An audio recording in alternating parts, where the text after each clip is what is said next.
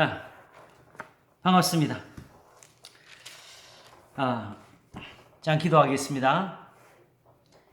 하나님 아버지 감사합니다. 오늘도 은혜를 주셔서 사랑을 잊고 주의 말씀을 함께 들을 수 있도록 도우시니 감사합니다. 하나님께서 선지자들로부터 말씀하사 말세에 이루리라 하신 그 선한 일들이 오늘 우리 중에 일어나고 하나님의 교회에서 열매를 맺힐 수 있기를 원합니다. 하나님의 말씀이 처음대로 우리에게 확실하게 하시고 또 하나님이 처음 보이셨을 때처럼 오늘도 그 영광을 우리에게 나타내시기를 원합니다. 무소불능을 보이신 것처럼 우리에게도 믿음이 더하게 하시옵소서. 감사하고 예수님 이름으로 기도합나이다. 아멘. 오늘은 지난 주일에 사실은 10장 전체를 한번 이렇게 정리를 하면서 마무리를 한 것 같은데 아침에 설교한 것과 같이 아울러서 10장 뒷부분에 나오는 거 이제 거기에 몇 가지 구약 성경에 대한 인용으로 10장을 정리하고 있지요. 이 부분을 한번 우리가 연결해 보도록 하겠습니다. 시작은 16절부터가 됩니다. 그러나 저희가 다 복음을 순종치 아니하였도다. 그러니까 몰라서 못 믿은 것은 아니다라는 이 말이 되는 거죠. 그러면서 그런 증거가 어디 있느냐? 이사야가 가로되 주여 우리의 전하는 바를 누가 믿었나이까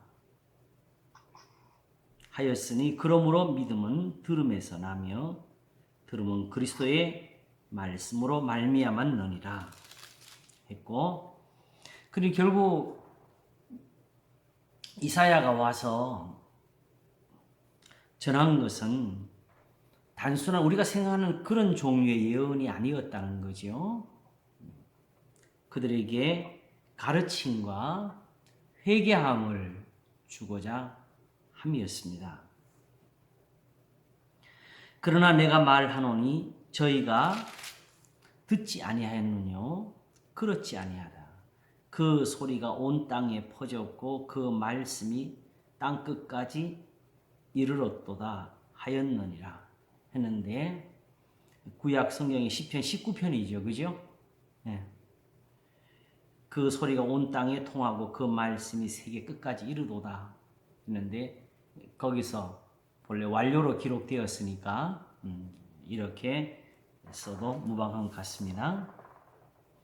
다시 말하면은 사실 거기서 말씀할 때는 단지 그 전파되었다 하는 그 뜻으로만 적은 것이 아니고 말씀이 통한다 이거죠. 어디 가든지 이 말씀이 다 통한다.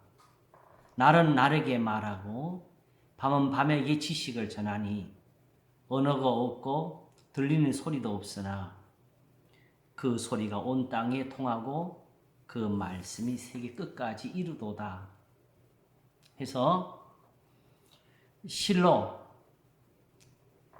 이 말씀을 들은 사람들은 누구겠습니까? 이스라엘이었죠. 그렇죠? 네. 근데 그 이스라엘이 어디에 있든지 이게 다 통했다는 거죠. 어서 오세요, 집사님. 반갑습니다. 아유, 괜찮습니다. 어서 오세요. 예. 자, 그 말씀이 온 땅에 통하고, 그 소리가 온 땅에 통하고 그 말씀이 세계 끝까지 이르도다 하는 것은 어디서 가져온 증거냐? 스데반 집사님이 고소를 당했을 때에 모세가 전해준 율법이 이제 고쳐지고 이 성전을 헐어야 된다는 것에 대한 것이었죠. 그죠? 그래서 그 증거를 대기 위해서 이것이 사실이냐 하고 물으니까 그냥 사실이다 하는 것이 아니고 말없이가 아니지.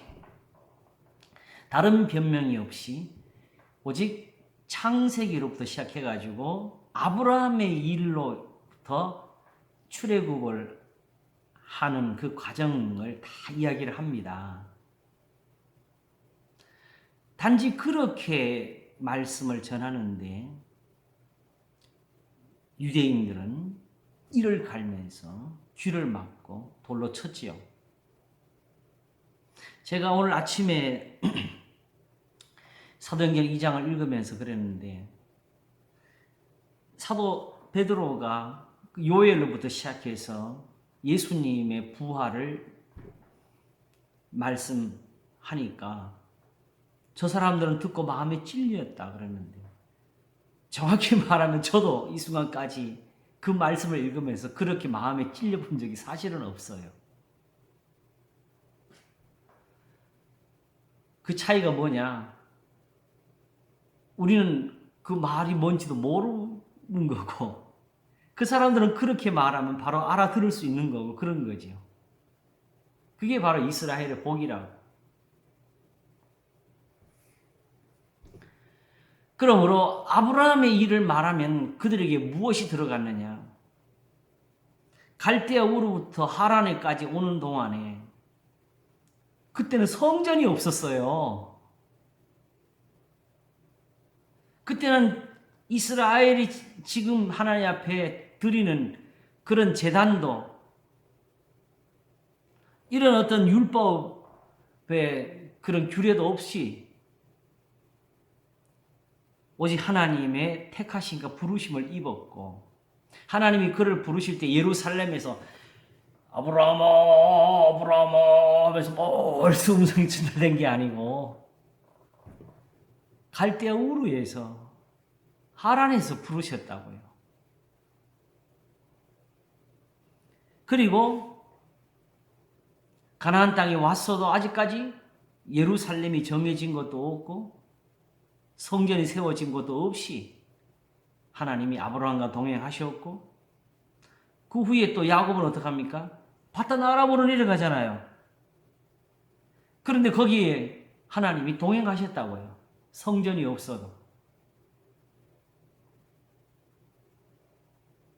다만 내가 에서를 미워하고 야곱을 사랑하였다 하신 것처럼 야곱에게 있는 그 믿음 때문에 내가 어디를 가든지 내가 너와 함께하리라는 그 약속을 주셨고 그대로 이루셔서 외삼촌이 자기를 속여서 20년을 허송을 하게 했는데 하나님은 오히려 거기서 큰 거부가 되게 해서 나오게 하셨습니다.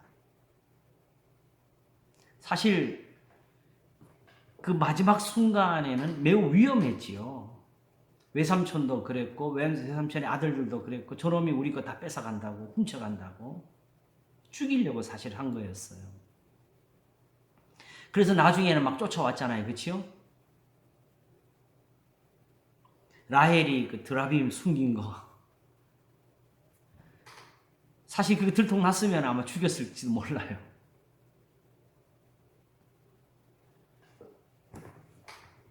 그런데 실상 쫓아오기 전에 하나님이 꿈에서 그를 꾸짖으셨답니다. 야곱을 손대지 말라고. 그리고 그 야곱이 그때 한 말이 매우 중요해요. 외삼촌의 양을 지키다가 잃어버리면 내 것으로 채워주었고 병들면 내 것으로 바꿔주었다고.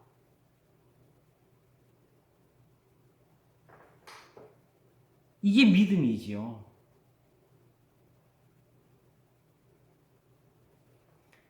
이게 바로 그 소리가 온 땅에 통하고 그 말씀이 세계 끝까지 이르도다. 어디 가든지 된다.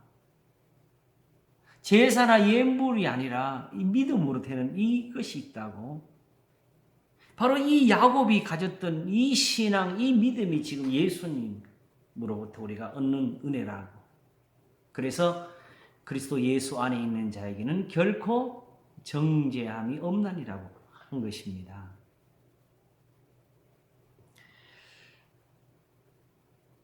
그리고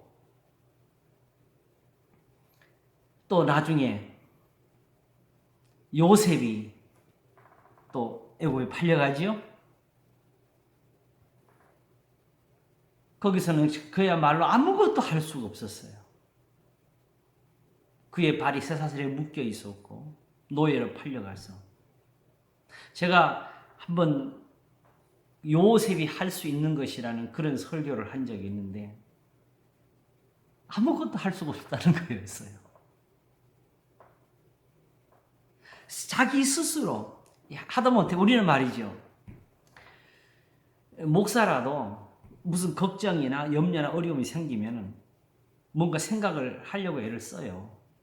어떻게 이걸 해결하지? 하다못해 교회 일도 그렇고. 그러나 요셉은 할 수가 없었어요. 그가 스스로 자기가 할 수 있는 것이 아무것도 없는 곳에서 다만 하나님이 보신다는 것과 그 앞에서 악을 행할 수 없다는 그거 하나밖에 없었어요. 그러므로 결국은 그걸 지키다가 도리어 고난도 더 심하게 받아서 옥에도 갇혔지만은 그 옥에서 풀려나는 것도, 실상 보십시오. 그 두 사람 왕의 신하들이 그 꿈을 꿔가지고 고민하는 것을 풀어줬잖아요. 그죠? 그럴 때에 한 사람한테 나가서 날 좀 왕에게서 풀어달라고 부탁했는데 그 사람 잊어버렸잖아요.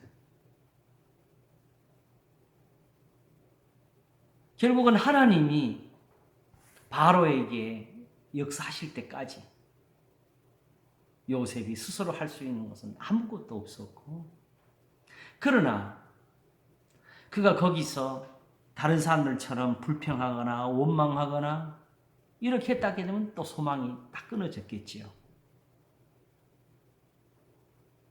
그러나 오히려 하나님을 두려워하고 시편이 말씀하시기를 하나님의 말씀이 그를 연단하였도다라고 합니다. 이것은 일부러 사람이 연단을 받기 위해서 그런 훈련을 했다, 이런 식으로 해석하는 것은 그건 안 되고요. 다만 그 고난 중에서 그 고난을 이길 수 있는 그 힘, 그 지혜에 대해서 말씀하는 것인데, 오직 거기서 하나님의 말씀을 지킨 것이다. 어떻게 생각하게 되면은 그때 하나님 말씀이 어떻게 있었을까? 율법이 아직 없었잖아요. 그치요? 그러나 창세기 18장을 보게 되면은 하나님께서 명년 이맘때에 사라에게 아들이 있으리라 하실 때 그걸 알려주시고 이제 소돔과 고모라로 향하시잖아요. 그죠? 천사를 향하게 하잖아요. 그럴 때 그 여호와의 사자가 말씀하기를 나의 하는 일을 아브라함에게는 숨기겠느냐 그랬어요. 아브라함은 큰 나라가 되고 복을 받게 될 거라고. 그래서 하나님께서 그에게 하나님의 법도를 지키게 하려고, 하나님의 말씀대로 살게 하려고 그와 그 가족을 택했다고 했습니다. 아브라함이 하나님께 부르심 받을 때 히브리서는 말하기를 믿음으로 부르심 받았다 그랬어요. 오늘 우리처럼 생각하는 그런 믿음을 생각하면 아브라함에게 안 보이죠. 비록 지금과 같은 성경 책처럼 기록되어진 말씀이 아니더라도 역사적으로 아담부터 그리고 노아에 이르기까지 믿음이 계속 있었다고요. 에녹은 360년 동안 하나님과 동행했다 그랬잖아요. 노아는 의인이었다 그랬잖아요. 그 후손 중에 아브라함이 있는 거예요. 구약 성경을 굳이 거기서 십자가로 풀어내는 이런 거 하면 안 됩니다. 자, 우리가 한번 생각해 보세요. 성경에서 창세기로 가서 보게 되면은 우리가 흔히 믿음이라고 하는 것들로 보면 아브라함에게서 보여줄 수 있는 게 뭐가 있어요? 사실 성경에서 보여주신 아브라함은 몇 가지밖에 없는데 바로 자기 조카와 비록 종들이지만 다툼이 일어났을 때에 모든 것을 양보하는 그 마음을 보여주지요. 그리고 소돔과 고모라에서 롯이 잡혀간 것을 알고 밤에 찾아가서 적들을 멸하고 그들을 찾아왔을 때에 소돔 왕이 마중하면서 사람들은 다 도로 나에게 돌려주고 재물은 네가 가져라 그랬잖아요. 그랬을 때 아브라함이 네가 훗날 말하기를 내가 아브라함으로 부자 되겠다는 말 할까봐 너에게 속한 것은 실 한 터럭도 안 가질 거라 그랬어요. 다만 나와 함께 갔던 사람들은 자기들의 수고가 있으니 그들은 자기 분량을 가질 거라고. 멜기세덱에게 10분의 1을 드렸어도 소돔 왕의 것은 하나도 가지지를 않았습니다. 자기 것은 그렇게 취하지 않았어요. 그리고 그 다음에 나오는 것은 바로 상수리 나무 아래에서 천사들을 본 거지요. 근데 그게 사실 아브라함 너는 천사가 아니었고 사람이었어요. 이 착각하면 큰일 납니다. 거짓말하는 사람들 중에 어느 날 천사가 자기 집에 찾아왔다고 거짓말하지 마세요. 그렇게 천사를 대접하면은 그 천사 대접에도 상을 주십니까? 천사 보고 대접하는 사람 누가 있어? 아브라함은 나그네를 대접한 거예요. 나그네를 마치 종이 상전을 모시는 것처럼 자기 집에 모셔놓고 발 씻을 물을 떠다주고 그리고 소를 잡고 상수리나 정오의 상수리 나무라는 거 바로 아브라함이 항상 하던 일이란 뜻입니다. 왜? 그 다음에 이 천사들이 소돔 땅에 들어가는데 그때는 저녁 때잖아요. 그랬더니 그 성문 앞에 누가 나와 있어요? 롯이 나와 있잖아요. 그치요? 롯은 왜 나와 있어요? 똑같아. 아브라함에게 배운 거죠. 나그네를 대접하려고.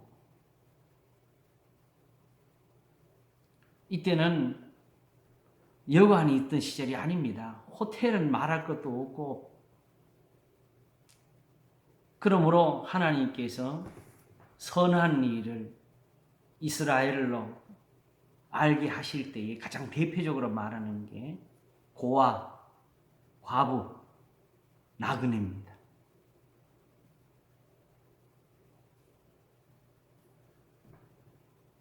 우리는 선행 그러면 굉장히 복잡하고 고차원적인 걸로 풀려고 또 애를 쓰잖아요. 그러나 성경은 항상 이걸로 먼저 가르치죠. 사도행전 2장에 요즘 설교를 2번 했는데 이제 하나님 앞에서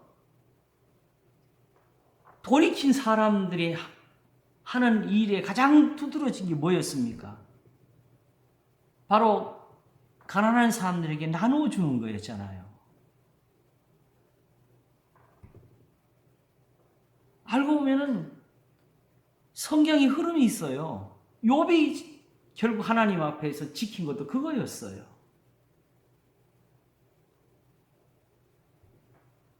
하나님은 이거 배우라고 아브라함을 보여주시는데 우리는 그런 건 하나도 안 봐요. 이걸 가지고 로마서가 4장에 말하기를 믿음이 약하여지지 않고 도리어 믿음이 강하여져서 하나님께 영광을 돌리고 약속하신 그것을 능히 이루실 줄을 확신하였으리라고 기록한 겁니다.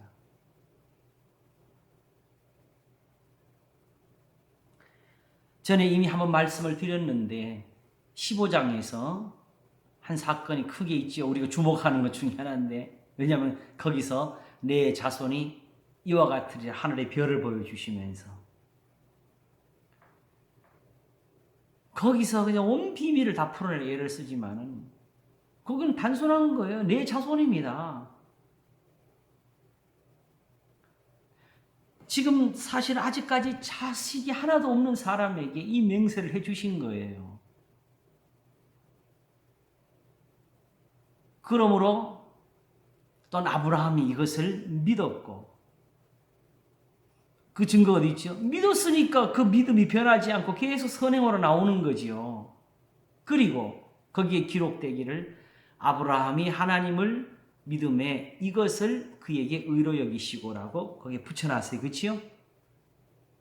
자, 하나님께서 아브라함의 자손에 대한 맹세 약속은 어디서 주셨어요? 사실은 12장에서 부르실 때부터 주신 거예요. 그리고 또 되풀이 되지요. 훗날 이삭을 바치게 될 때 하나님이 그때 다시 또 맹세를 하시죠. 새로운 거 아니에요. 하나님이 이미 맹세하신 것을 그대로 이루리라고 말씀해 주시는 거예요. 그러므로 아브라함이 복을 받은 건 언제냐? 이미 창세기 12장에서 부르심 받을 때의 복이에요. 그래서 아브라함이 하나님을 믿음에 이것을 그에게 의로 여기시고 의로 여기신 게 뭐냐? 우리가 지금 그 칭의를 지금 구원론은 서정에서 봐가지고 하나님의 어떤 선포처럼 해석을 하니까 그게 안 맞는 거지. 그러나 8장에서 말한 것처럼 부르신 그들을 또한 의롭다 하시고 의롭다 하신 그들을 또한 영화롭게 하셨느니라를 바로 이해한다면은 아브라함에게 복 주신 거예요. 그 약속도 또 하나의 복이지요. 살면서도 복을 받았고 자손에 대한 맹세로도 복을 받았고 그래서 실제로 성경은 하나님께 의로 여기심을 받는 사람의 행복에 대하여 다윗의 말한 말하고 했어요. 구약 성경에 의인들이 단지 어떤 행동으로서 모범, 표본으로 어떤 그런 모양으로서 의인이 아니고 그들이 복을 받은 사람으로서 의인이라고요.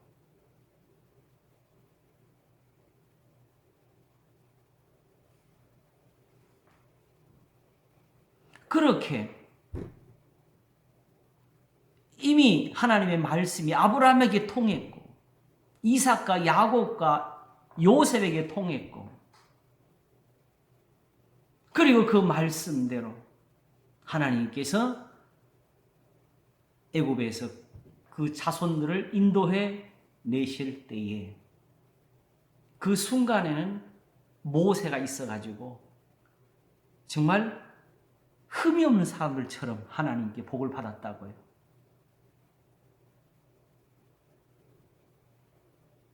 그러니 이제 이사야가 와서 외치면서 회개하라 여기서 전파가 아니라고요.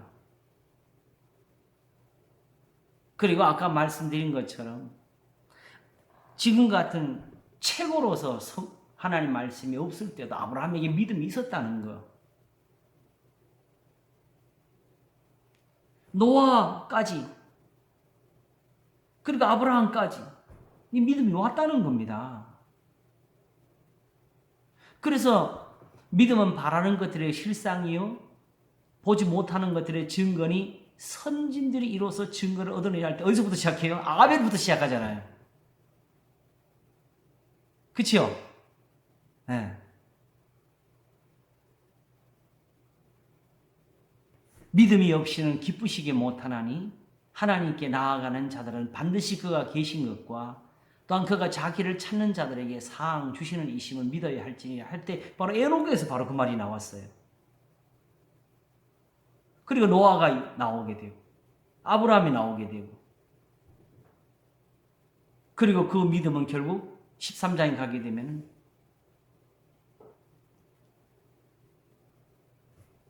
나눠주기를 잊지 말라. 선을 행하라. 예수 그리스도는 어제나 오늘이나 영원토록 동일하시니라로 베풀어집니다.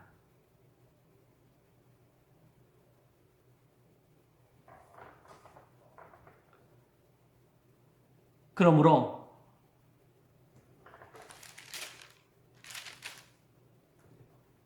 이스라엘이 몰랐다? 그건 말이 안 됩니다. 다만 모르는 사람들이 있어요. 우리는 몰랐어요. 정확히는 지금 교회도 모릅니다. 사도행전을 읽으면서 저 사람들이 찔렸던 것처럼 찔리지 않은 사람은 다 모르는 사람들이에요. 로마서를 읽으면서 어떤 잘하는 그 설교로 인해 가지고 오는 감동으로 비로소 뭔가 깨달음이 같으면 아직 우리가 모르는 겁니다. 이대로 우리한테 깨달음이 와야 돼요. 근데 이게 어려운 게 우리가 아직 몰라서.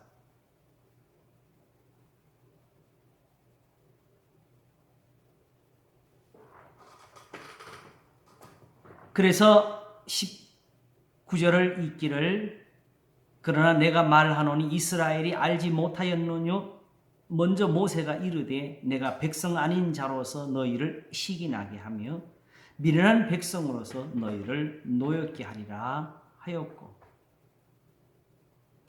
사실 이건 신명기의 말씀인데요. 신명기 32장에 하나님이 마지막으로 노래를 가르치시는데 거기서 나오는데 이스라엘의 그 폐역 악함으로 결국 망하게 될 것을 말씀하시면서 거기 말씀을 넣으신 건데 지금 그걸 다 볼 시간은 없으니까 자 보십시오. 이 말씀대로 백성 아닌 자로서 너희를 시기나게 하며 미련한 백성 너희를 노엽게 하리라. 결국은 이스라엘이 아니더라도 하나님의 은혜를 받을 수 있는 사람들이 있다는 걸 말씀한 거잖아요.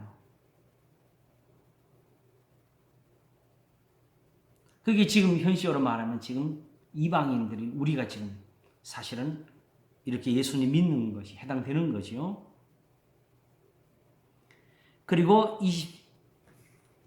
20절을 가게 되면 또한 이사야가 매우 담대하여 이르되 내가 구하지 아니하는 자들에게 찾은 바 되고 내게 문의하지 아니하는 자들에게 나타났노라 하였고 이사야와 같은 선지자들의 보내심을 말하는 겁니다.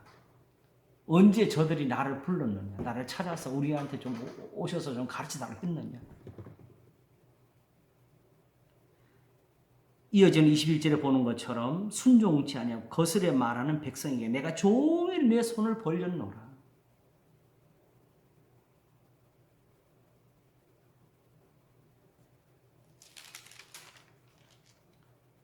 그러므로 중요한 것은 결국 이 말씀의 주제는 이거지요. 믿음은 들음에서 나며 들음은 그리스도의 말씀으로 말미암아 하는 것이고 전파하는 자가 없이 어찌 들으리요 하는 것을 여기서 설명하는 거지요. 그러므로 이와 같이 말씀이 전파되어서 지금 우리 마음에 입에 마음에 있었지 않느냐.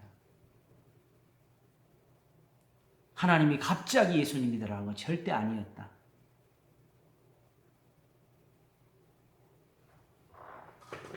아까 말씀한 스데반 집사님이 그렇게 한 말씀만 가지고도 저 사람들 마음이 찔렸잖아요. 그죠?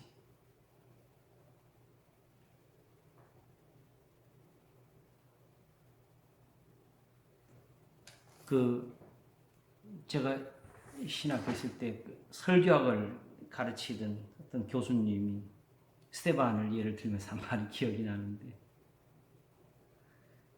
이 사람들이 예수님의 말씀도 어떻게 연구하냐, 지금 우리처럼 연구를 해요.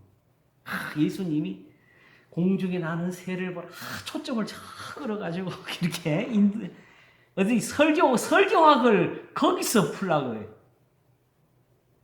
스테반이 결국 아브라함부터 시작해 결국 아무것도 안 했는데 결국 그걸 이렇게 마지막에는 예수님에게 초점을 다 끌어오는 거예요. 이게 아주 기가 막힌 설교였다, 이렇게 풀어내는데 그게 아니고, 자, 갈대아 우르에서도 그랬고 출애굽할 때 결국은 거기는 애굽 땅이었는데, 그치요?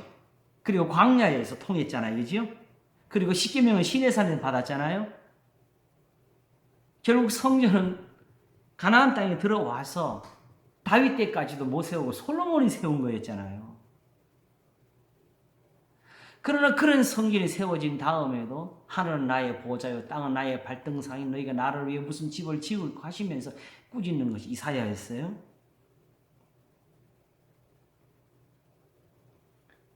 그러므로 결국 저 사람들은 그렇게만 말을 해도 찔려가지고 우리가 어찌할꼬 이게 되는 사람들이고, 우리는 그걸로는 되지 않는 사람들이 바로 이방인들이고 지금 이 교회입니다. 그러나 중요한 것은, 그렇기 때문에 우리에게 다른 전파가 필요하냐? No! 결국은 그걸 알아듣도록 우리에게 가르침이 필요한 거지요.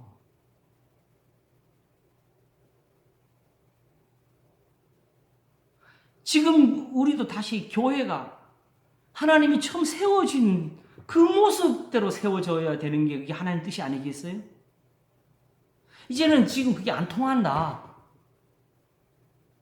하나님도 어쩔 수 없이 이제 교회가 없으면 안 되겠고 이렇게 해서 새 방법을 주시는구나. 이건 천만의 말씀이죠. 물론 저 자신도 지금 보게 되면 현지에 있는 어떤 유익한 것들, 그것도 쓰는 거 잘못 아니에요.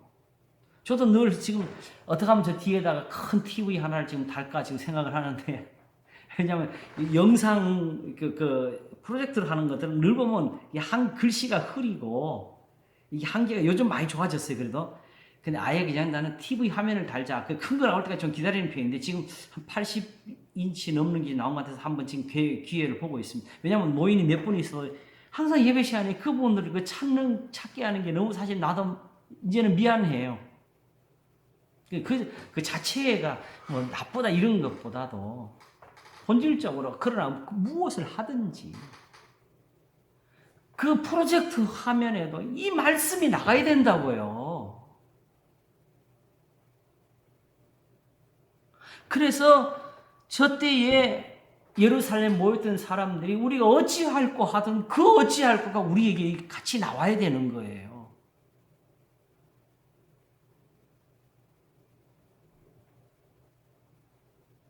그것은 결국 그러면 무엇을 말하느냐, 말씀이 내게 가까워 내 입에 있으면 내 마음에 있다 한 그것이 그대로 전파되는 길밖에 없습니다. 오늘 아침 설교가 제목이 뭐냐면은 무소불능 14번인가요?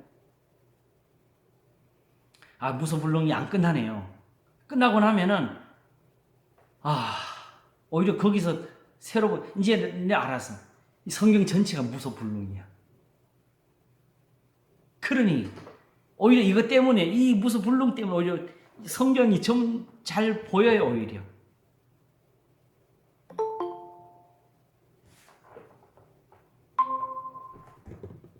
어서 오세요.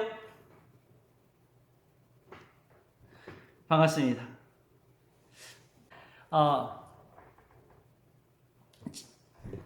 지금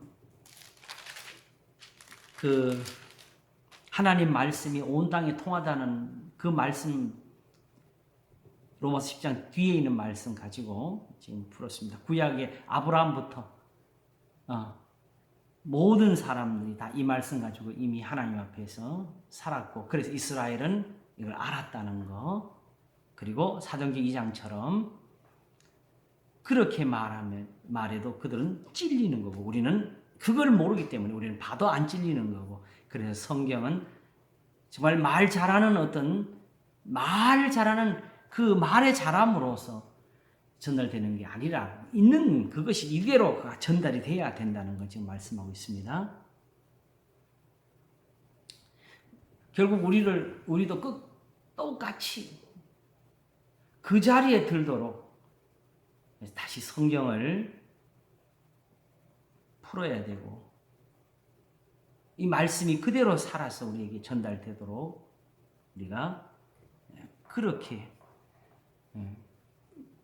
가르침이 있어지도록 노력을 해야 될 겁니다.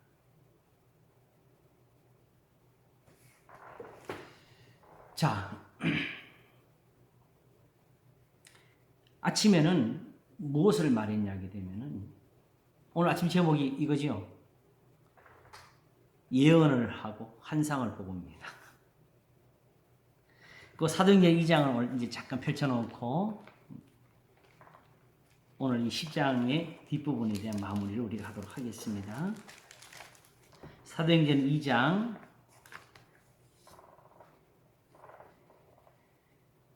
주여 14절부터 한번 보겠습니다. 베드로가 11사도와 같이 서서 소리를 높여 가로되 유대인들과 예루살렘에 사는 모든 사람들아, 이 일을 너희로 알게 할 것이니 내 말에 귀를 기울이라. 때가 제3신이 너희 생각과 같이 이 사람들이 취한 것이 아니라, 이는 곧 선지자 요엘로 말씀하신 것이니 일렀으되, 하나님이 가라사대 말세에 내가 내 영으로 모든 육체에 부어주리니 너희의 자녀들은 예언할 것이요 너희의 젊은이들은 환상을 보고 너희의 늙은이들은 꿈을 꾸리라. 이게 엄청나게 주목하는 성경 중 하나잖아요. 근데 지금 여기가 지금 이걸 말씀할 때인지 다시 한번 살펴보세요. 지금 방언을 말했잖아요. 그렇죠?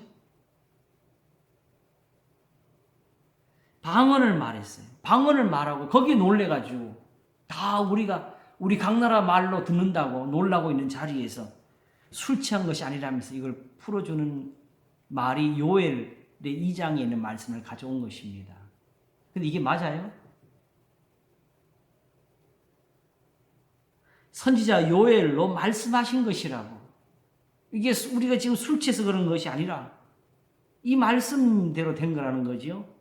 하나님이 가라사대 말세에 내가 내 영으로 모든 육체에게 부어주리니 너희의 자녀들은 예언할 것이요 너희의 젊은이들은 환상을 보고 너희의 늙은이들은 꿈을 꾸리라. 지금 사도들이 예언하고 있었어요? 환상을 보여주고 있었어요?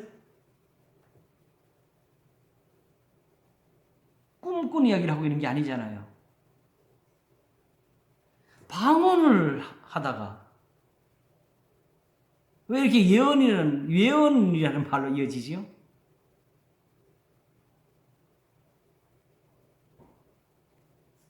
그리고 그러면 이제 이 말씀을 했으니까 이제부터 그럼 우리 예언을 하겠다 하고서 막 예언을 막 떠들어야 되죠.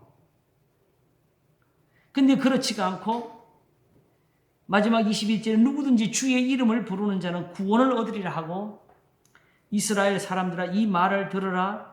너희도 아는 바에 하나님께서 나사렛 예수로 큰 권능과 기사와 표적을 너희 가운데서 베푸사 너희 앞에서 그를 증거하셨느니라 하면서 예수 그리스도의 죽으심과 부활에 관해서 하나님이 다시 살리셨다고, 거기에 증거로 시편 16편을 대면서, 이 시편 16편도 매우 중요한데 이거 지금 아마 새 번역으로 보게 되면 그게 저로 돼 있는 그로 돼 있는데, 이 예수 그걸 바로 다윗이 자기를 가리켜 말한 것인데 직접 예수님 가리켜 말한 것으로 혹시 되는지 모르겠어요. 다윗이 자기를 가리켜 말한 거예요. 자기가 쑥 썩지 않을 거라고. 그런데 문제는 이미 죽어서 무덤이 우리 가운데 있는 사람이 어떻게 말을 할 수 있느냐는 거지요. 결국 지금 성경이 말하는 것은 예수님 부활했다고 그거 찬미하자는 겁니까? 아니면 우리에게 부활이 있다는 걸 전하는 겁니까? 그리스도의 부활은 결국 우리에게 부활이 있다는 걸 가르쳐 주는 것이고, 그러므로 우리가 지금 회개하고 예수님을 믿고 예수님의 가르침대로 순종하자는 거지요. 다시 하나님께 돌아가서. 그러므로 바로 이렇게 그리스도의 부활하심을 내다본 것이다. 왜? 고린도서 15장에서 뭐라 그랬어요? 사람이 다시 사는 것이 없으면 그리스도도 부활하지 아니하셨을 것이라고 했잖아요. 부활이 있기 때문에 예수님도 그 부활을 따라서 부활한 거지. 그러면은 이미 예수님이 부활하시는 그 도를 따라서 앞서간 사람이 누굽니까? 다윗이잖아요. 다윗의 신앙, 다윗이 하나님 앞에서 순종했던 그 믿음, 다윗은 거기서 자기가 부활할 걸 안 거예요. 우리가 죽지 않, 이대로 썩지 않는다.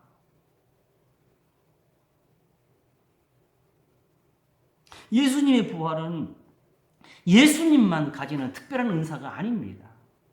오히려 지금처럼 이렇게 해서 우리에게 부활을 가르치려고.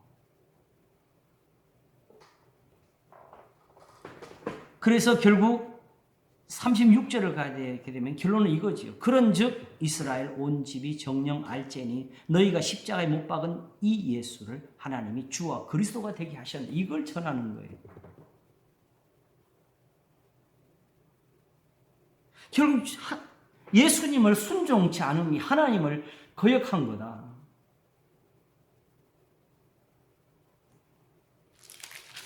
이 부분도 좀 세세하게 좀 풀어보는 게 좋긴 좋은데 지금은 이게 중심이 아니니까 일단 여기 이 정도만 짓겠습니다. 그랬더니 무슨 일이 벌어졌냐? 그런즉 이스라엘 온 집이 정령 알지니 너희가 십자가에 못 박은 이 예수를 하나님이 주와 그리스도에게 하셨느니라. 저희가 이 말을 듣고 마음에 찔려 베드로와 다른 사도들에게 물어 가로되 형제들아 우리가 어찌할꼬 하거늘. 분명히 말하기를 이는 곧 선지자 요엘로 말씀하신 것이니 일렀으되 하나님이 가라사대 말세에 내가 내 영으로 모든 육체에 부어주리니 너희의 자녀들은 예언할 것이요 너희의 젊은이들은 환상을 보고 너희의 늙은이들은 꿈을 꾸리라. 근데 여기 그런 게 뭐가 나왔어요? 근데 어떻게 요엘로 시작한 말씀을 이렇게 듣고 이들은 우리가 어찌할꼬?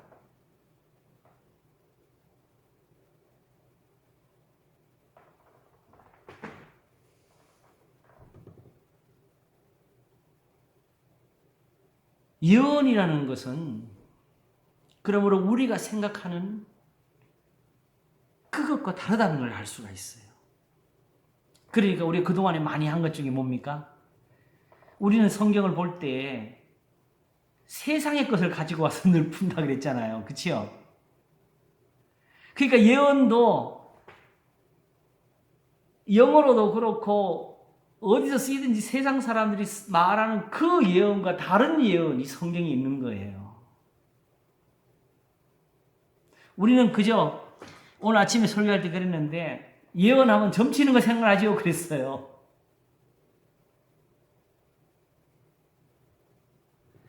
가령 예를 들어서 흔히 세상에 쓰는 말로 청기 누설이 왔다고 합시다. 하나님이 내일 하실 일이 정해졌어. 그러면 그걸 우리가 바꿀 수 있어요? 피할 수가 있어요? 말도 안 되는 이야기죠. 다윗이 우리아의 일로 하나님 앞에서 이제 그 징벌을 받잖아요.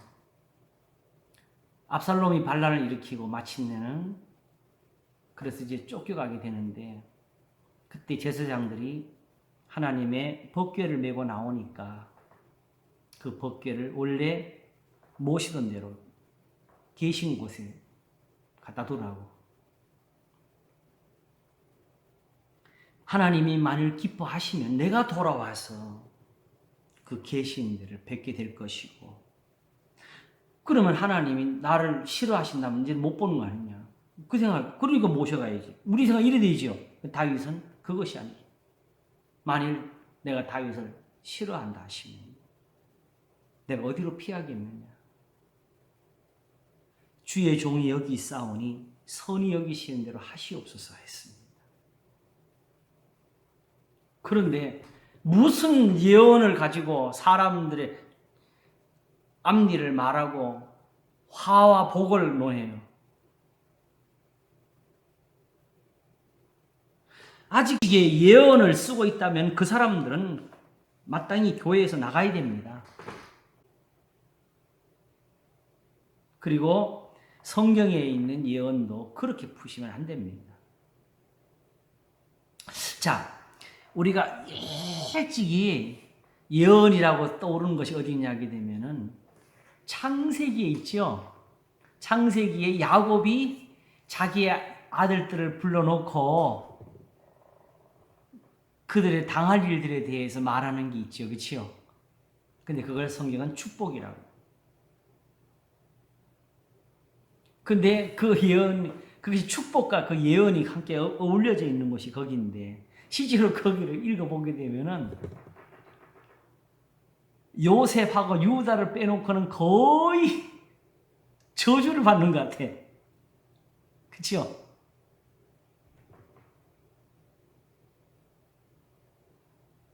어떻게 축복을 하면서 그렇게 하지요? 그리고 예언도. 그냥 기왕이면 예언할 거면은 자기 아들들이 잘 되는 길로 예언을 해주면 더 좋은데 왜 굳이 그렇게 예언을 하냐고.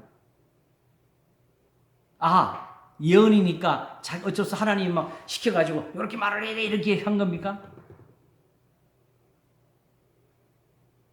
그러면 그 예언 때문에 잘못되는 거잖아요. 예언을 그렇게 하게 된 이유는 뭐냐? 장차 당할 일, 그들의 분량대로 했다고 했어요. 왜? 하나님께서는 각 사람의 행한 대로 갚으시니까. 저들은 야곱의 후손들이라 결국은 하나님을 섬기는 사람으로 살 건데, 하나님을 섬기면서 이런 일을 당할 때에 행여라도 내가 하나님을 섬기는데 왜 이런 일이 일어나냐고, 이렇게 되면 더 악에 빠지게 되지요. 그래서 오히려 미리 이것을 알려줌으로써 그들이 그 일을 당할 때에 하나님의 말씀대로 되었담을 알고 하나님 앞에서 오히려 그 일을 돌이켜서 살게 하려고 하는 겁니다. 예수님이 요한복음에서 마지막으로 제자들이 말씀하실 때에 세상 사람들이 나를 미워했으니까 너희도 미워할 거라고. 이런 일을 하는 이유는 하나님을 알지 못하기 때문이고 나도 알지 못하기 때문이다. 일을 당하기 전에 미리 알려주는 이유는 일을 당할 때에 이걸 기억나게 하려고 그런 것이다 그랬어요. 이사야를 보냈을 때 이사야 갈 당시에는 보기는 보아도 알지 못하면 듣기는 들어도 깨닫지 못하리 하면서 전해야 돼요. 그런데도 불구하고 그 일을 하시는 이유는 그루터기가 아직 남아있기 때문에. 결국 다니엘 9장에서 예레미야로 말씀하신 70년을 깨닫고 이스라엘의 죄를 자복하면서 하나님 앞에 돌이켜달라고 기도하지요.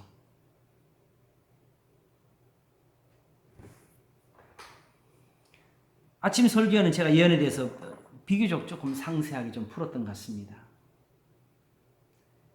이사야 8장에서는 무엇이든 율법에 맞지 않으면 저주의 흑암으로 들어간다 그랬어요.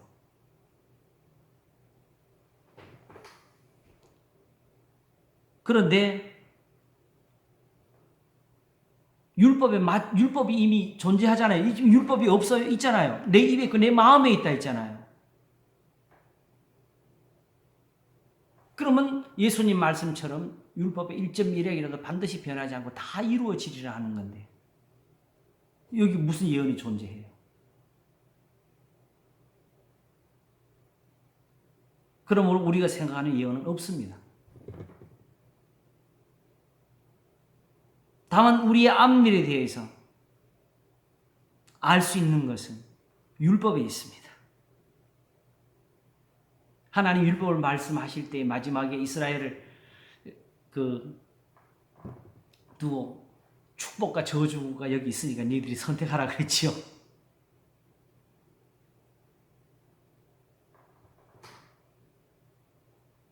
생명으로 나아갈 때는 생명으로 나아가고 사망으로 나아갈 때는 사망으로 가라고. 이걸 이미 정해놓으셨는데 여기서 뭐가 달라져요? 그래서 오히려 율법의 1.1에라도 반드시 변하지 않고 다 이루려 하시면서 지극히 작은 하나라도 버리지 말고 지키라고 하셨지요. 그런데 그게 지극히 작은 것이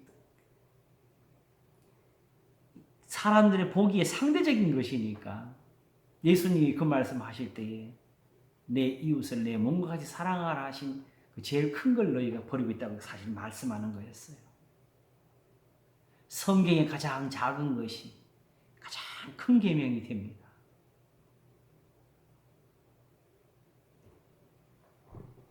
그래서 이제 우리에게 필요한 것은 디모데후서 3장 16절처럼 모든 성경은 하나님의 감동으로 된 것으로 교훈과 책망과 바르게 함과 의로 교육에 유익하니 이는 하나님의 사람으로 온전케 하며 모든 선한 일을 행하기 온전케 하려 함이라 그랬습니다. 이거 외에 무슨 은사가 더 필요하죠? 이런 것이 없이 방언이 유익합니까? 이런 것이 없이 다른 예언이 존재해야 됩니까? 바로 신명기 13장으로 가게 되면 꿈꾸고 예언을 하고 그게 기적이 나타나고 이루어져도 믿지 말라고 하셨지요.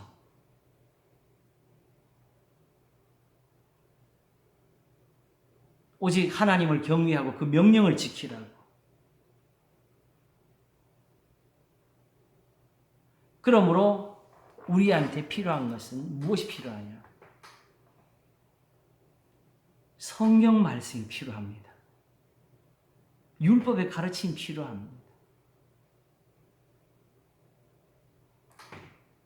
오직 그것이 바로 성경에서는 예언이 됩니다. 이사야, 예레미야를 비롯한 모든 선지, 요엘도 결국 마찬가지로 거기에 요엘은 특별히 금식이 강조가 되고 있잖아요. 근데 금식이 그냥 금식이 아니고 하나님께로 돌아오라는 금식이었지. 율법은 하나의 신의 산이에요. 그리고 선지자는 다 거기로 돌아가자고. 우리가 여기서 떠났다고.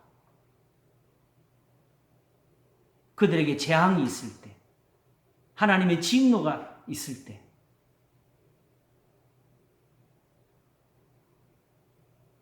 그래서 신약 성경도 예언이라는 표현을 쓰는 겁니다. 데살로니가 전서 5장에서 예언을 멸시치 말고 성령을 소멸치 말며 바로 바로 이 성경의 말씀의 가르침을 가리키는 거예요. 사도 바울이 그렇게 성령을 쓸 때는 이 말씀을 가리키는 겁니다. 그리고 베드로후서 1장에서는 예수님의 일을 꾸며낸 게 아니라 우리는 직접 변화산에서 예수님 본 사람들이다. 그러나 우리에게는 이보다 더 확실한 예언이 있어 하면서 성경을 가리키죠. 제가 논문을 쓸 때 특별히 성경의 예언성에 대해서 정리한 부분이 있어요.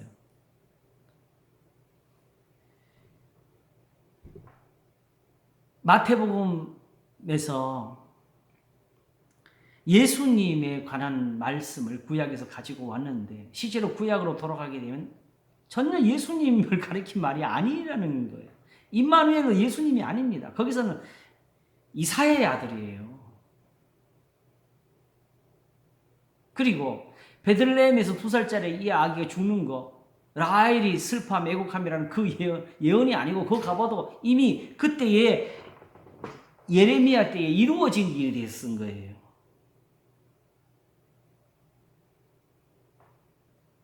그럼 이게 왜 예수님께 와서 이렇게 이루어졌느니라고 할 수가 있느냐 하는 그 문제에 대해서 제가 쓸 때 지금 한 거 다 기억이 안 나는데, 첫째는 우선 예언은 이렇게 이해됩니다. 예언은 역사성, 역사적으로 당시 사람들을 위해서 예언한 겁니다.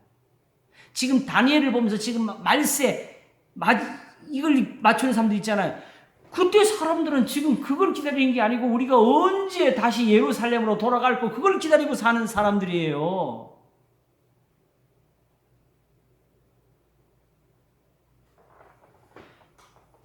그리고 그 사람들에게 그게 이루어져야 돼요. 그리고 그런 예언은 왜 나왔느냐? 그 사람들이 하나님 앞에서 행한 그 선함이나 악함에 따라서 나온 거예요. 그래서 악인에게 에스겔 18장에 말씀하는 것처럼 악인에게 네가 정령 죽으리라 했을 때에 그 악인이 돌이키면 사는 것처럼 그렇게 예언이 되어졌고 그들이 깨닫고 돌이키도록 가르쳐진 게 그게 예언이에요. 그러므로 예언은 엄밀히 말하면 정확히 말하면 설교와 같습니다. 가르치려고 한 거예요. 깨우치려고 한 거예요. 그래서 이사야가 이렇게 말을 했지요. 여호와께서 나의 귀를 열어 주 여호와께서 학자의 혀를 내게 주사 나로 곰핍한 자를 말로 어떻게 도와줄 줄을 알게 하시고 아침마다 깨우치시되 나의 귀를 깨우치사 학자같이 알아듣게 하시도다. 도와주라고. 그래서 주 여호와께서 나의 귀를 열으셨으므로 내가 거역지도 아니하며 뒤로 물러가지도 아니하며 나를 때리는 자들에게 내 등을 맡기며 나의 수염을 뽑는 자들에게 나의 뺨을 맡기면 수욕과 침뱉음을 피하려고 내 얼굴을 가리우지 아니하였느니라 하면서 이 말씀을 전하고 있었던 거지. 결국 선지자들의 모든 말씀들은 다 가르침이에요. 어떤 앞일에 대한 징조나 예표를 말하는 게 아닙니다. 다만 요엘에게 오늘 읽은 말씀 중에 이게 있지요. 19절 보게 되면 또 내가 위로 하늘에서 기사와 아래로 땅에서는 징조를 베풀리니 곧 피와 불과 연기로다. 주의 크고 영화로운 날이 이르기 전에 해가 변하여 어두워지고 달이 변하여 피가 되리라. 요거는 바로 당시 이루어지는 거예요. 예루살렘 멸망이지요. 오히려 예루살렘 멸망이라도 보면서 그들이 돌이키라고 하시는 거예요. 못 돌이키면. 왜냐하면 주의 크고 영화로운 날은 결국 하나님이 그들을 심판하시는 날이었거든요. 요엘 2장 가보면 나와요.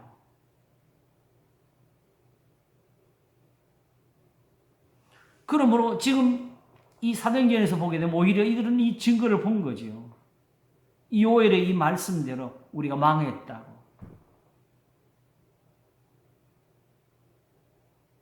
피와 불과 연기가 뭐예요? 사람들이 칼에 죽고 성이 불에 타는 거잖아요.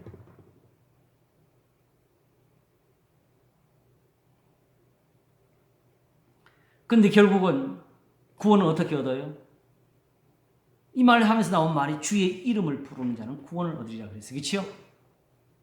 자, 그러면 이제 요엘이 이 말을 했으니까 결국 앞에 거는 또 이제 그렇게 했다 하더라도 그럼 결국 사도들이 지금 여기서 해야 될 일이 뭐예요? 주의 이름을 부르는 자는 구원을 얻으리라 이걸 전하고 있어야 되지요. 여기서. 그렇죠? 그러면 주의 이름을 부르는 자는 구원을 얻으리라를 말하기 위해서 쓰는 말이 지금 예수님의 부활이라고. 그럼 이들이 어떻게 주의 이름을 부르게 되지요? 그럼 결국은 사도들로 말미암아 가르침을 받고 가난한 사람들을 구제하며 돌보는 일을 하는 거잖아요. 이게 주의 이름을 부르는 자는 구원을 얻으리 자예요. 주의 이름은 늘 말씀드리는 것처럼 하나님의 말씀입니다. 계명입니다.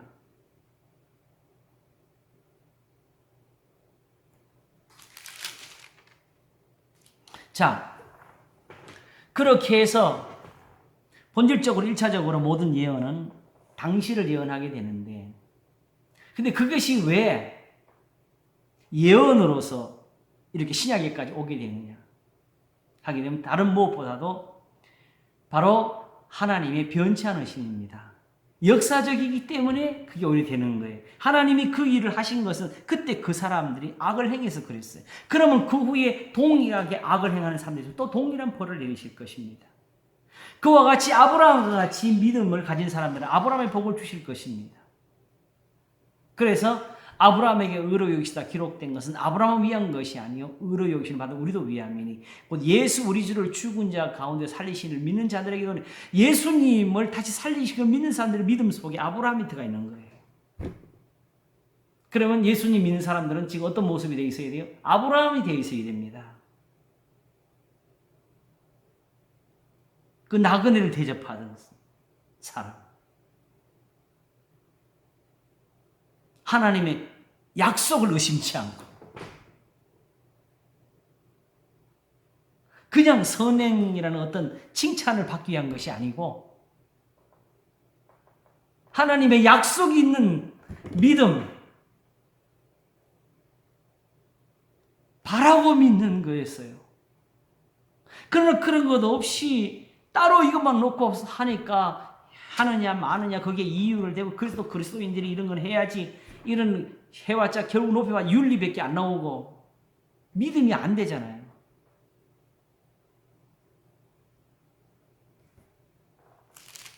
그래서 이제 예언을 조금 더 넓혀보면은 아까 그랬죠.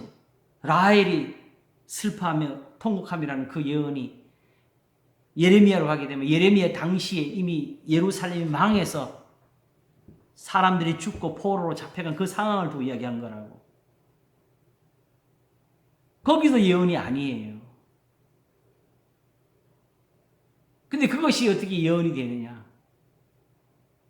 바로 그 똑같은 악이 세상에 있었다는 것이고 그래서 하나님이 그 똑같은 일들을 지금 하고 계신다는 뜻이죠. 바로 하나님의 변치 않으심으로 예언은 선지자들이 한 글만이 아니고 창세기도 예언이 되는 거고 출애굽기, 레위기, 민수기, 신명기, 율법도 그 자체가 예언이 되는 거고 시편도 예언이고 여호수아도 예언이고 사사기도 예언이고 룻기도 예언이고 사무엘 상하, 역대 상하, 열왕기 상하, 느헤미야, 에스라 모든 성경이 다 예언입니다. 우리한테는. 그래서 하나님의 말씀을 너희에게 이루고 너희를 인도하던 자들의 믿음과 행실을 살펴보고 그 종말을 보면서 그들의 믿음을 본받으라고 예수 그리스도는 어제나 오늘의 영원토록 동일하시니라가 나오는 겁니다. 그 히브리서 13장을 앞에서 보게 되면은 거기 뭐가 있느냐? 자, 보십시오. 형제 사랑하기를 계속하고 손님 대접하기를 잊지 말라. 이로써 부지 중에 천사들을 대접하는 애들이 있었는데 바로 아브라함이 나오잖아요. 자기도 함께 갇힌 것 같이 갇힌 자를 생각하고 자기도 몸을 가졌은지 학대받는 자를 생각하라. 이게 다 누구지요? 이게 욥의 일이잖아요.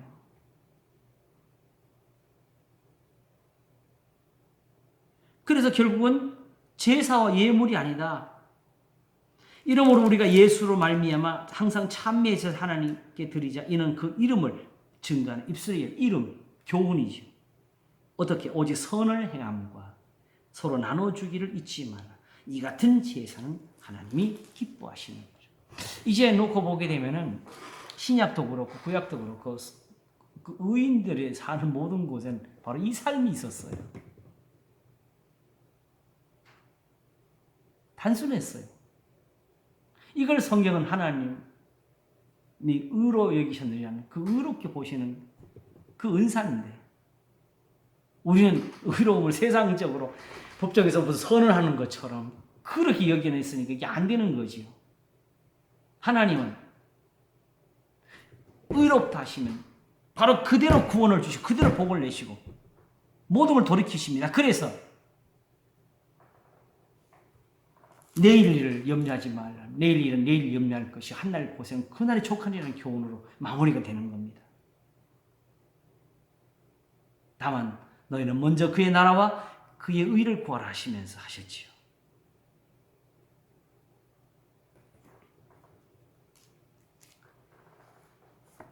자, 이제 로마서 10장을 이렇게 마무리하면서 예언의 의미까지 어떻게 하나님 말씀이 전파되었고 또 그 말씀이 어떻게 예언으로서 역사하고 있는지 사도행전 2장이 어떻게 일어나고 있는지 여기까지 우리 함께 살펴보았습니다.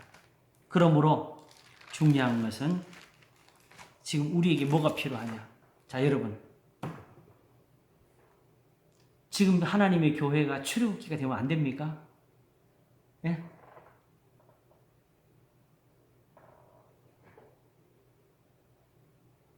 왜 그런 것을 하나님 비유로만 우리한테 가르치셔야 돼요?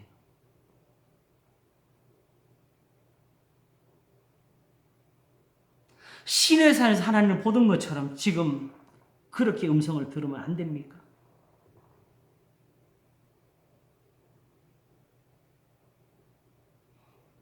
사도행전 2장을 보면서 우리가 처음 초대교회라고 하잖아요. 그죠? 이 사람들은 초대교회가 되려고 하지 않았어요. 이 사람들은 아브라함이 되려고 시내산으로 돌아가려고 이렇게 한 거예요.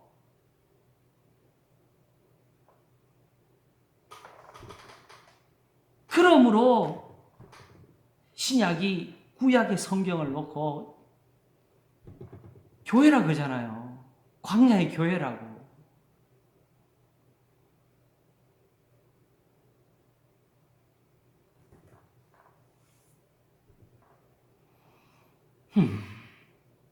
다윗이 말하기를 나를 위하여 정한 날이 하나도 되기 전에 주의 책에 다 기록이 되었나이다 했고 주께서 나의 길을 통하여 들리시기를 제사와 예물을 기뻐하지 아니하신다 하시기로 그때 내가 말하기를 내가 왔나이다. 나를 가리켜 기록한 것이 두루마리 책에 있나이다 하였나이다 하면서 내가 주의 뜻을 행하기를 즐깁니다. 하나님의 말씀이 내 마음에 있습니다. 했다고. 아브라함을 보면서 아브라함이 보이면 안 돼요. 거기 내가 하나님 앞에 복받을 모습이 거기서 보여야 돼요. 그냥 성경을 갖다 놓고 그냥 억지로 적용을 시키는 것이 아니고 있는 그대로 모든 곳에서 나의 꿈이 있고 나의 환상이 있고 내가 세상에 전할 이제 왜 이렇게 돼? 이제는 이걸 말하는 게 이게 예언을 말하는 거예요. 이 사도행 2장 있는 사람들 사도들 자신들도 처음에는 이렇게 말할 줄 몰랐어요. 그들도 예수님이 죽으시기 전까지는 하늘에서 누가 높으냐고 싸우고 있었지 예언을 몰랐어요.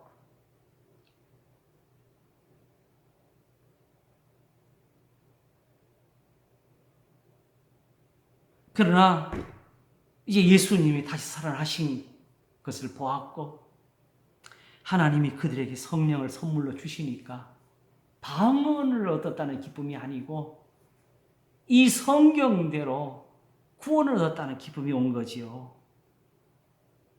그래서 방언을 전하지 않고 너희가 십자가 못 박은 예수님을 하나님이 주와 그리스도로 삼으셨다고 하나님이 다시 살리셨다고 그걸 전하고 있는 거지요.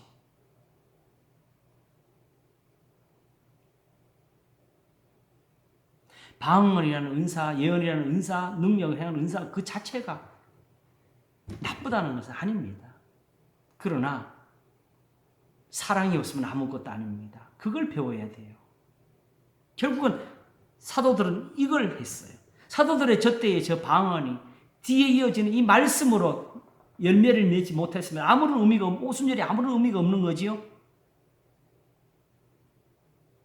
결국 저 사도들을 통해서 가르침을 받고 저때 저 성도들이 서로 나누는 걸 배우지를 못했으면 저 방언이 아무런 의미가 없는 거지요.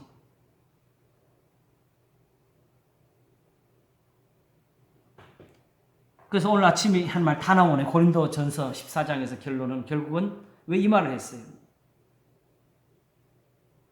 특별히 예언을 하려고 힘쓰라고 하면서 예언은 사람들의 죄를 지적하게 되고 사람들을 깨우치게 된다고. 그래서 이 말을 함께 했지요. 하나님의 교회에서는 1만 마디의 방언보다 5마디의 깨달은 마음으로 가르치는 말이 더 소중하다고. 그래서 제가 아침에는 이 말까지 더 했습니다. 정말 하나님 앞에서 잘 가르치는 설교가 있으면 그게 방언보다 소중한 것이라고. 자, 바로 내 입에 있고 내 마음에 있다 한 그 말씀이 사도행전 2장을 일으킨 겁니다.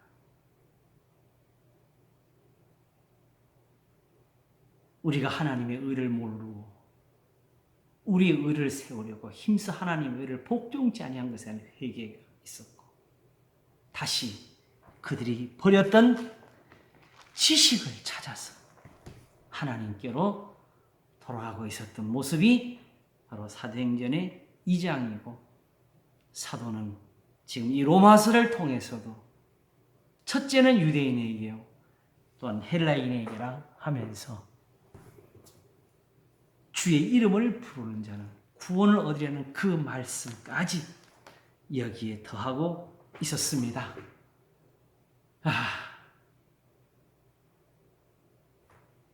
주의 이름을 부르는 자는 구원을 얻으리라. 어떻게 부르느냐? 주여, 주여 하는 자가 천국에 들어갈 것이 아니요 오직 내 아버지의 뜻대로 행하는 자라야 들어가리라는 그 말씀이죠. 무릇 성경에서 여호와께 감사할 때 여호와의 이름에 감사하라. 여호와의 이름을 찬양하라. 하나님의 말씀의 도우심이 아니었으면 아브라함도 다윗도 없었습니다.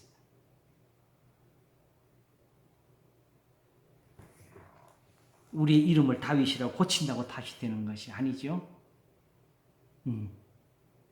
예언의 말씀대로 우리 가운데서 하나님의 선하신 일들이 다 이루어지기를 바랍니다. 기도하겠습니다. 하나님 아버지 감사합니다. 예언은 사람이 임의로 낸 것이 아니고 하나님께 감동하심을 입은 사람들이 하나님께로부터 받아서 말씀하신 것이라고. 바로 하나님의 말씀은 살았고 운동력이 있어 좌우의 날선 어떤 검보다도 더 예리하여 홍과 영과 및 관절과 골수를 찔러 쪼개기까지 한다는 그 말씀처럼 오늘도 이 말씀이 살아서 역사하는 믿음이 되는 것.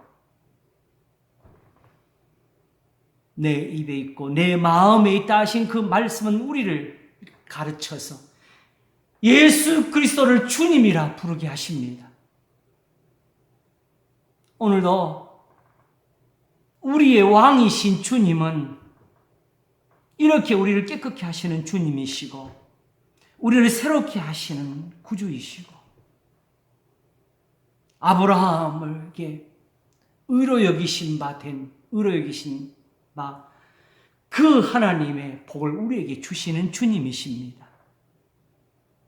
처음대로 하나님의 교회를 세우고자 하시는 분이십니다.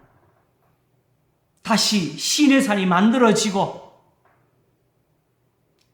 광야의 교회처럼 되어지는 것이 오히려 이 교회의 축복입니다. 저 때처럼 되려고 저 예루살렘 오순절이 있었으니 우리가 어찌할꼬